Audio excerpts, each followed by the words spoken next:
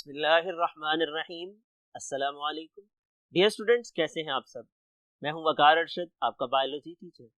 आज का लेक्चर क्या है, किन टॉपिक्स को आज हमने डिस्कस करना है, आइए मूव करते हैं लेक्चर को समझने के लिए व्हाइट बोर्ड की तरफ।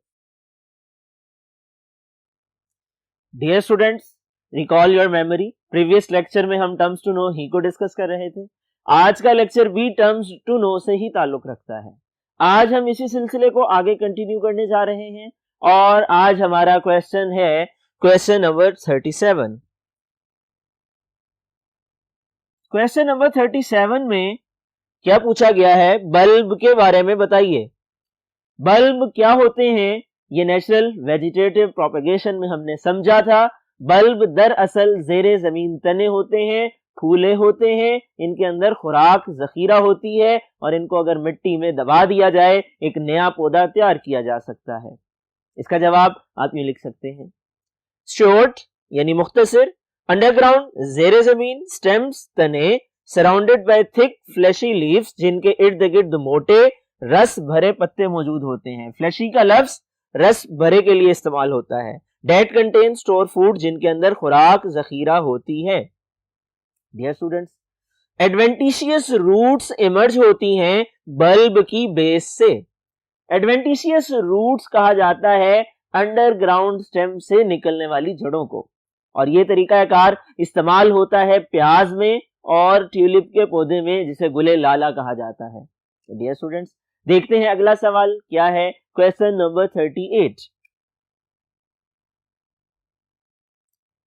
38 क्वेश्चन में ओवरी से मुतल्लिक सवाल पूछा गया है। ओवरी क्या होती है ये हम डिस्कस कर चुके हैं और हमने डिस्कस किया था ओवरी दरअसल पौधों की बात की जाए तो पौधों में कार्पल का बेसल पार्ट है, फूला हुआ हिस्सा है जिसके अंदर ओव्यूल होता है। ओव्यूल के अंदर फीमेल गैमीट यानी एग सेल होता है और यहाँ पर डबल फर्टिलाइजेशन का अमल होता है। अगर रैबिट की बात की जाए, रैबिट के अंदर ओवरी खास किस्म का ऑर्गन है जिसको गोनेड कहा जाता है। ये फीमेल गोनेड है जिसके अंदर एग सेल बनते हैं। आप इसका जवाब अगर इन टर्म्स ऑफ प्लांट लिखें तो यूं लिख सकते हैं, the basal part of carpel, carpel का फूला हुआ बॉटम वाला हिस्सा, in fourth whorl of a flower, जो फूल के चौथे वर्ल्ड में घेराव में, पत्तियों के घेराव में मौजूद होता है। डेट कंटेन फीमेल गैमीट जिसके अंदर फीमेल गैमीट पाया जाता है जो कि एग सेल हैं, डेट इज कॉल्ड ओवरी। और अगर आप रैबिट के टर्म्स में इसका जवाब देते हैं तो आप लिख सकते हैं, the female gonad in the rabbit that contain egg cell that is known as ovary. Dear students, अगला सवाल आइए देखते हैं, क्वेश्चन 39। ओव्यूल से क्या मुराद है? इस क्वेश्चन में हम डिस्कस कर रहे हैं ओव्यूल के बारे में। ओव्यूल एक ऐसा स्ट्रक्चर है जिसके अंदर एग सेल मौजूद होता है, डबल फर्टिलाइजेशन का अमल होता है और उसके बाद एग स्पर्म के मिलने से जाइगोट में और जाइगोट डेवलपमेंट के बाद एम्ब्रियो में तब्दील हो जाता है और एम्ब्रियो की खुराक एंडोस्पर्म टिश्यू बन जाती है। डियर स्टूडेंट्स, डबल फर्टिलाइजेशन के बाद ओव्यूल तब्दील हो जाता है बीज में। इस बीज को मिट्टी में दबाया जाए तो उससे नया पौधा बनता है। इसका जवाब आप यूं लिख सकते हैं, ovary contain a structure, ovary के अंदर एक स्ट्रक्चर होती है डेट इज सैक लाइक जो कि थैली नुमा है, and convert into seed after double fertilisation, और डबल फर्टिलाइजेशन के बाद ये बीज में तब्दील हो जाती है। डियर स्टूडेंट्स, आइए देखते हैं अगला सवाल क्या है। Dear students, next question is question number 40। इस सवाल में पूछा गया है पार्थेनोजेनेसिस के बारे में। पार्थेनोजेनेसिस क्या है? रिकॉल योर मेमोरी, हम डिस्कस कर चुके। पार्थेनोजेनेसिस बेसिकली एसेक्सुअल रिप्रोडक्शन का एक मेथड है कि जिसके अंदर एक haploid egg without fertilisation sperm के मिले बगैर एम्ब्रियो में तब्दील हो जाता है। डियर स्टूडेंट्स, इसकी एग्जांपल हनी बी भी है और इसकी example some fishes and frogs भी हैं। Review lecture number 2। Dear students, ये सवाल हम डिस्कस कर चुके हैं लेक्चर नंबर 2 में और आप इसमें लिख सकते हैं, it is a method of asexual reproduction in which a haploid egg develop into an embryo without fertilisation with sperm. और इसके एग्जांपल भी आप देख सकते हैं, for example honey bee, comma, frog and some fishes. Dear students, आइए देखते हैं अगला सवाल क्या है। क्वेश्चन 41, प्लूम्यूल से क्या मुराद है? डियर स्टूडेंट्स, प्लूम्यूल के बारे में हमने डिस्कस किया स्ट्रक्चर ऑफ फ्लावर के बाद नेक्स्ट टॉपिक सीड में। जब हम सीड की स्ट्रक्चर एंड डेवलपमेंट को पढ़ रहे थे, हमने पढ़ा कि सीड तब्दील हो जाता है प्लांट में, और इस अमल के दौरान, जिसको जर्मिनेशन कहा जाता है, सीड का वो हिस्सा जो नया तना बनाता है और वो नया तना दरअसल एक नया पौधा होता है, इस हिस्से को प्लूम्यूल कहा जाता है। सीड के अंदर बेसिकली एम्ब्रियो होता है, एम्ब्रियो की डेवलपमेंट से रेडिकल से रूट और प्लूम्यूल से शूट बनती है। इसका जवाब आप यूं लिख सकते हैं, ड्यूरिंग सीड जर्मिनेशन, सीड की जर्मिनेशन के दौरान, the part of embryo containing seed, embryo का वो हिस्सा जो कि सीड के अंदर मौजूद है और शूट में डेवलप होता है, that is called plumule. Dear students, अगला सवाल क्या है, आइए देखते हैं।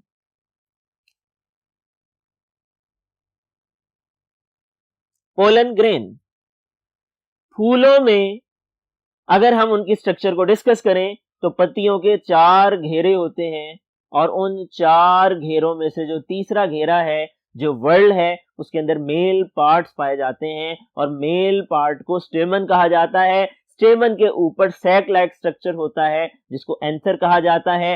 एंथर के अंदर खास किस्म के स्ट्रक्चर्स पोलन सैक्स होते हैं, और उन पोलन सैक्स के अंदर पोलन ग्रेन्स पाए जाते हैं।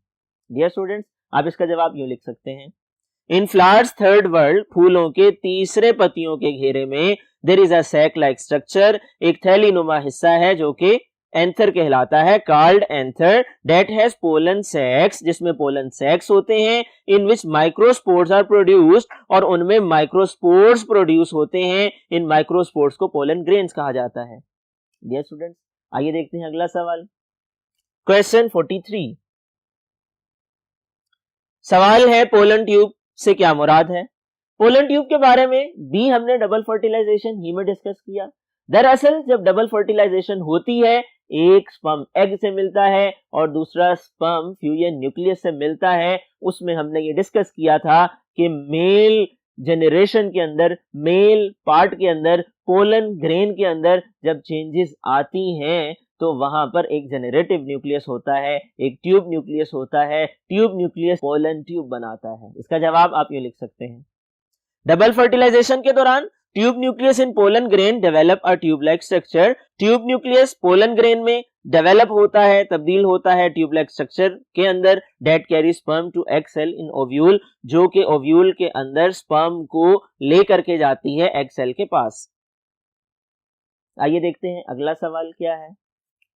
Question 44, prostate glands. Dear students, prostate glands क्या है? Recall your memory, male reproductive system in rabbit हम डिस्कस कर रहे थे, तो हमने ये समझा था कि स्पर्म डक्ट के साथ खास किस्म के ग्लैंड्स पाए जाते हैं, जिनमें से एक प्रोस्टेट ग्लैंड है। Prostate glands are the glands associated with sperm ducts. ये खास किस्म के ग्लैंड्स हैं जो स्पर्म डक्ट के साथ एसोसिएटेड होते हैं और जुड़े होते हैं, और इनका काम क्या है? That helps in the neutralisation of acidity. ये एसिडिटी की, तेजाबियत की न्यूट्रलाइजेशन करते हैं, उसको न्यूट्रलाइज करने में मदद देते हैं। डियर स्टूडेंट्स, आइए देखते हैं अगला सवाल क्या है। Dear students, the next question is 45। सवाल पूछा गया है रेडिकल के बारे में, बताइए रेडिकल क्या होता है? रिकॉल योर मेमोरी, हमने डिस्कस किया structure and development of seed से अगले टॉपिक सीड जर्मिनेशन में, कि जब बीज पौधे में तब्दील होता है तो इस अमल को जर्मिनेशन ऑफ सीड कहा जाता है। डियर स्टूडेंट्स, इस अमल के दौरान सबसे पहला काम जो होता है, बीज पानी को जज्ब करता है, पानी माइक्रोपाइल के जरिए बीज के अंदर जाता है, और इम्बाइबेशन ऑफ वाटर के बाद बीज का छिलका यानी सीड कोट फटता है, और फटने के बाद जो पहला स्ट्रक्चर इमर्ज होता है निकलता है वो रूट है और वो रेडिकल से निकलती है। ये रूट जमीन में फैलती है, पानी और नमकियात को पौधे के लिए जज़ब करती है, एम्ब्रियोनिक स्टेम की खुराक और पानी का बंदोबस्त करती है। इसके बाद अगले मरहले में लोम्यूल से शूट निकलती है। डियर स्टूडेंट्स, इसका जवाब आप यूं लिख सकते हैं, ड्यूरिंग सीड जर्मिनेशन के दौरान the part of embryo containing seed का एम्ब्रियो रखने वाला रीजन, हिस्सा that develop into root, जो कि रूट में तब्दील होता है, that is called radical। Dear students, देखते हैं अगले सवाल को क्या पूछा गया है। क्वेश्चन है 46। सवाल में पूछा गया है राइजोम के बारे में बताइए। Recall your memory. हमने डिस्कस किया लेक्चर नंबर 2 के बाद अगले लेक्चर में, लेक्चर नंबर 3 में, नेचुरल वेजिटेटिव प्रोपेगेशन में, कि ये 6 तरीकों से होती है, जो कि bulb, com, rhizome, stem tuber और सक्कर और लीव है।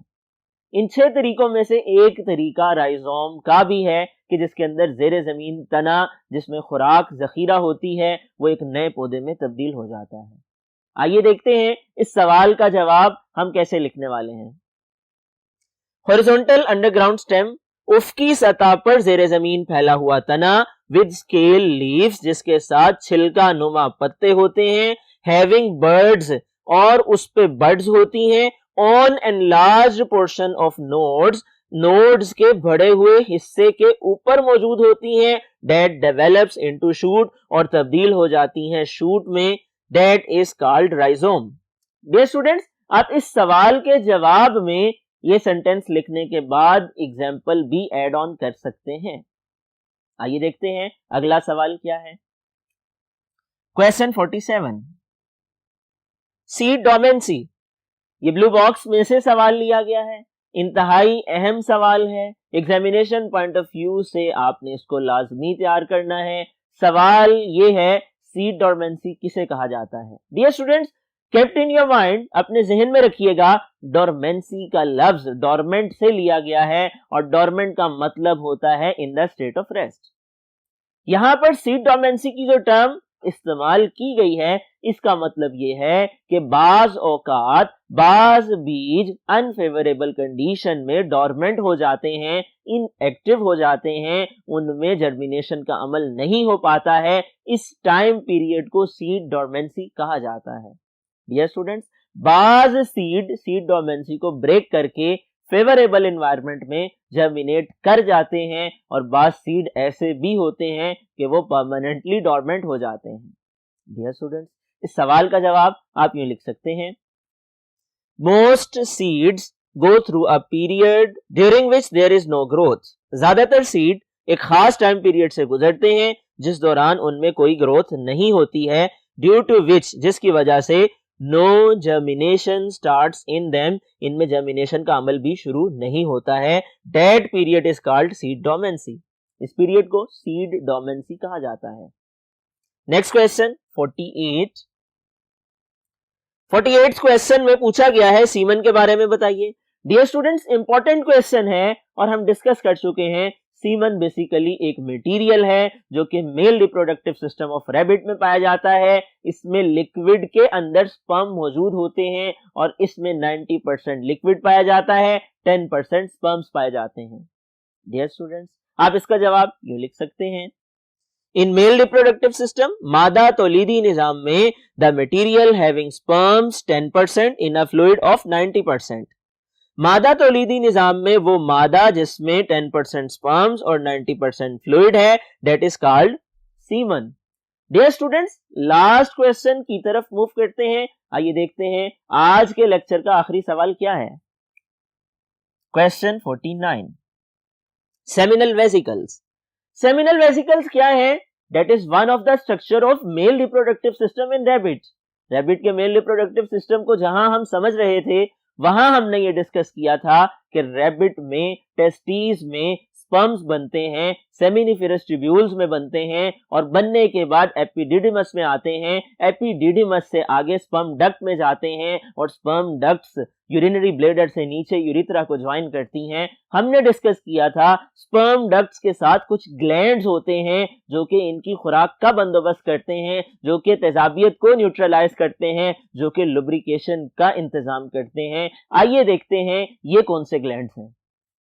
Glands associated with sperm ducts, वो ग्लैंड जो कि स्पर्म डक्ट्स के साथ मुंसलिक हैं।